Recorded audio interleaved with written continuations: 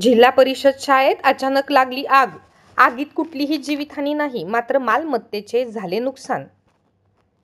बुलढाणा शहर police station समोर असलेल्या जिल्हा परिषद शाळेला 8 मार्चच्या रात्री 10 वाजण्याच्या दरम्यान अचानक आग लागली. आग लागल्याची बाब लक्षात आल्यावर परिसरातील नागरिकांनी आग विझवण्याचा प्रयत्न केला. मात्र आग आटोक्यात न आल्याने अग्निशामक दलाला पाचारण करण्यात आले. त्यानंतर अग्निशामक दलाच्या पथकाने आगीवर नियंत्रण मिळवले.